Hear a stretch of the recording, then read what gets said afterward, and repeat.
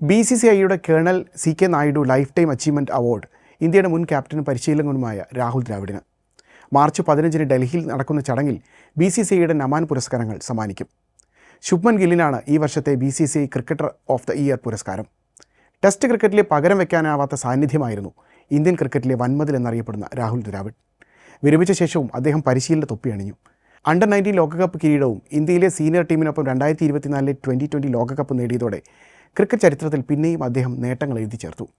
വിദേശ മണ്ണിൽ ദുർബലരായ ടീം എന്ന ചീത്തപ്പേരില്ലാതാക്കി ഇന്ത്യൻ ടീമിനെ കരുത്തരാക്കുന്നതിൽ നിർണായക പങ്കാണ് രാഹുൽ ദ്രാവിഡ് വഹിച്ചത്.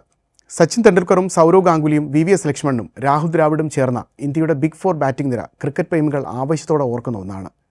ക്രിക്കറ്റർ ഓഫ് ദ ഇയർ പുരസ്കാരം നേടിയ ശുഭ്മൻ ഗിൽ ദ്രാവിഡിൻ്റെ ശിഷ്യന്മാരിൽ ഒരാളാണ്. 2025 ഇംഗ്ലണ്ട് പര്യടനത്തിൽ ഇന്ത്യൻ ടെസ്റ്റ് ടീമിനെ നയിച്ച ഗില്ലിൻ്റെ തകർപ്പൻ ബാറ്റിംഗ് പ്രകടനം ഏറെ ശ്രദ്ധേയമായിരുന്നു. രാഹുൽ ദ്രാവിഡിൻ്റെ കീഴിൽ അണ്ടർ 19 ടീമിൽ കളിച്ചു തുടങ്ങിയ ഗിൽ ഇന്ന് ലോക ക്രിക്കറ്റിലെ മുൻനിര താരമാണ്.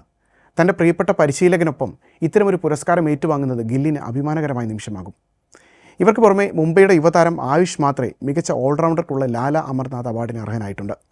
മുൻ വനിതാ ടീം ക്യാപ്റ്റൻ മിതാലി രാജിനും ലൈഫ് ടൈം അച്ചീവ്മെൻറ്റ് അവാർഡ് നൽകുന്ന കാര്യം BCCI പരിഗണിച്ചു വരികയാണ്. കൂടാതെ ഡൊമസ്റ്റിക് ക്രിക്കറ്റിലെ മികച്ച പ്രകടനം കണക്കിലെടുത്ത് മുംബൈ ക്രിക്കറ്റ് അസോസിയേഷനെ മികച്ച അസോസിയേഷനായും BCCI തിരഞ്ഞെടുത്തിട്ടുണ്ട്.